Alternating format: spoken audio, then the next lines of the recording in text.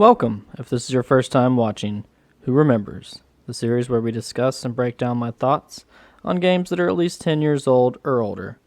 Some we are revisiting, and some we are playing for the first time. I'll try to keep it mostly spoiler-free by avoiding any major plot points. So let's get started. Development of Mafia actually began at the end of 1998. Apparently the game was originally supposed to be more similar to Driver than GTA, but ended up being one of the best and biggest open-world games of that generation. Mafia officially released in 2002. It was truly remarkable at the time.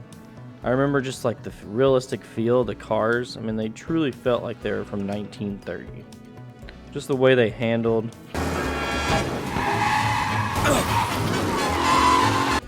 It was honestly kind of annoying, like looking back on it, but I appreciate it a lot more now as I play it. This was also one of the first games I remember that had damage physics for the vehicles.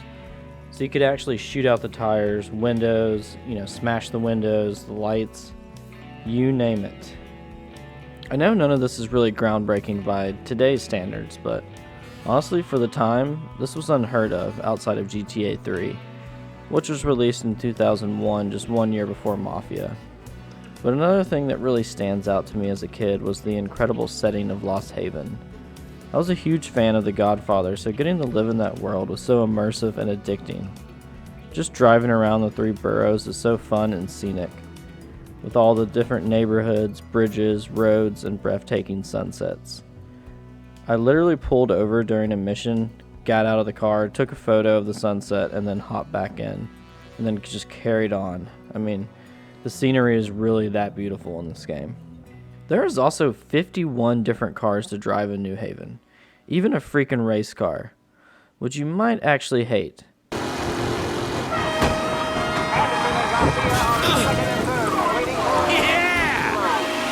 Did you know there was a Mafia Special Edition that was exclusive to Germany, limited to only 5,000 copies? Anyways, the real reason myself and many others play this game is the story. Now with any great story, you need great characters. Let's meet the fellas. Let's start with Tommy, the cabbie.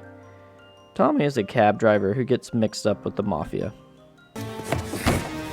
Where to? Anywhere.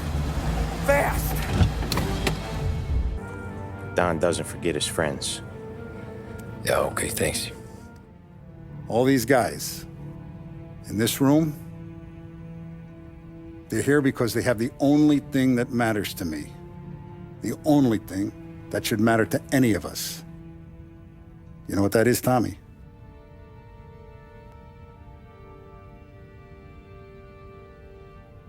They're loyal. That's right. Now with any Mafia story, it has its highs to highs and lowest of lows.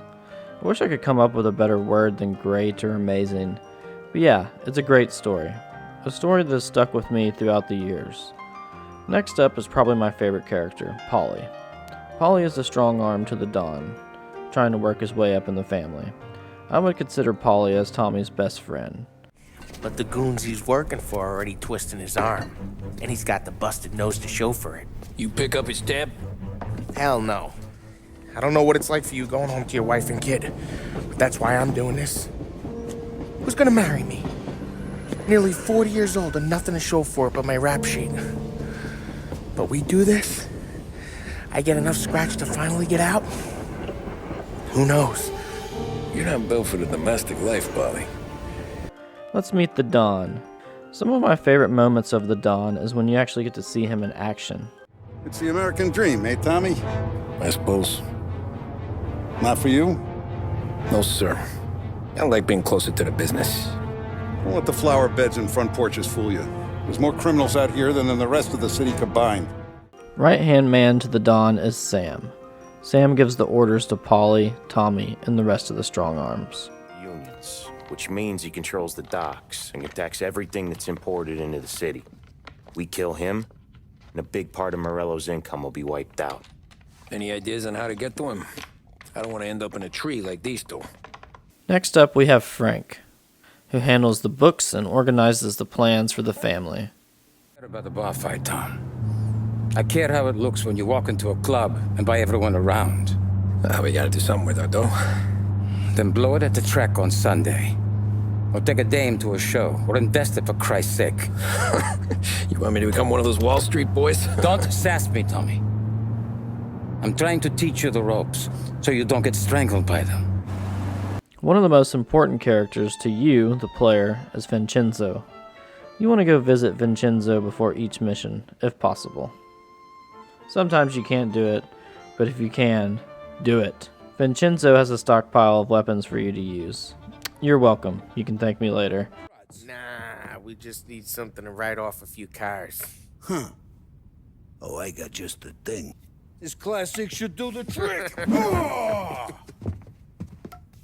Hey, if the bat don't work out for yous, I got a few cocktails here. Ay, ay, ay. Careful with them, though. Don't want to burn off your short hairs. That brings us to Ralph, the family mechanic. Ralph does the dirty work, always has a car ready for you, or you can simply use the garage to select a vehicle. Get your head out of your ass. What the fuck there, Polly? You can't just sneak up on a guy like that. I'm sorry, Ralphie. I'm just busting your balls. See, you're still limping. Guess we got two cripples working here. We ain't nothing alike. You got that, Ralph? Sure, Polly. Yeah. Tommy. Tommy Angelo. Good to meet you. Like I said, Ralphie here's a cracked egg. But you bring him a stolen car, he'll make it yours. Tom and me, we got a job to do. We need some wheels. How about this one, Polly? It ain't a hot rod, but it'll get you across to town. All right, let's go. You're driving. And don't let me catch you loafing off again.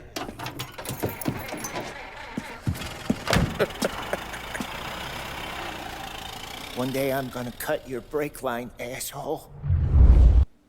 I'll let you discover who the bad guys are for yourself. I'm not here to spoil anything. I'm here to look down memory lane and revisit it. As I sit here drinking my tea, listening to the Sammy the Bull Garvino podcast while writing this script, I find myself picturing these characters and some of the stories he's telling.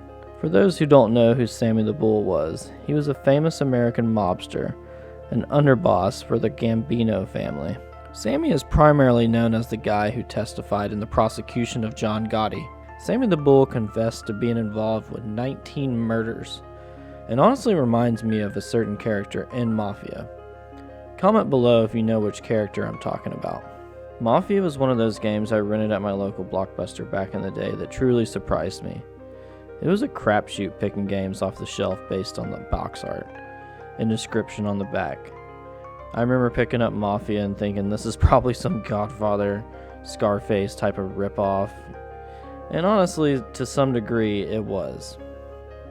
Until I actually put it in my PS2 and turned it on.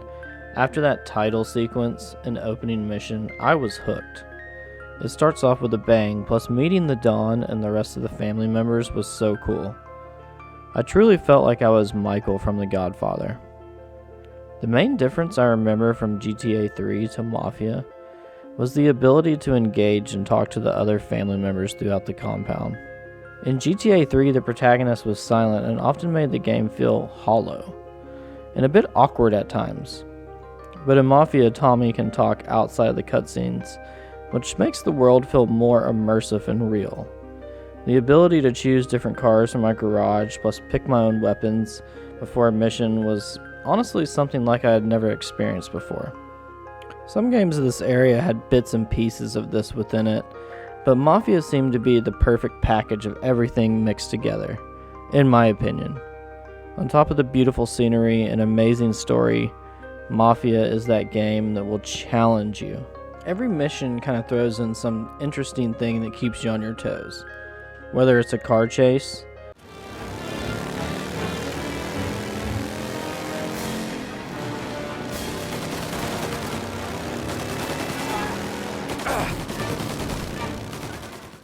stealth mission, an ambush, or just an all-out turf war. This game is very realistic with the shooting gameplay. You can only take a few shots before you die. And the guns are from the 30s, so they're not going to be as responsive as the guns you're using in Call of Duty or just modern guns that you're used to using in games.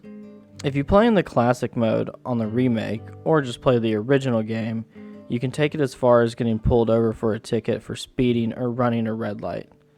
This feature honestly frustrated me as a kid and blew my mind. But honestly, Mafia was probably one of the hardest games I beat as a kid. I died so many times and barely survived the missions in the later half of the game. If you're thinking about picking up the game today, honestly I'd recommend the remake from 2020, the Mafia Definitive Edition. The game does have a few performance issues I encounter, like things popping in and out of the screen, and also some hilarious glitches, like this one where Paulie had a baseball bat that was stuck up his ass. I couldn't stop laughing at it, it's too funny. The driving and the gunplay will take some time to get used to. I'm not going to lie to you about that. But overall, the game is gorgeous and a beautiful world to take in. I recommend Mafia to anyone that enjoys Mafia movies like The Godfather and The Goodfellas. If you enjoy those, you'll feel right at home. Once again, thanks for stepping back in time with me to look back on a great franchise that I truly adore. So much love, care, and thought went into the games of this generation. The game industry hadn't become saturated yet, and fresh ideas were popping up left and right, year by year.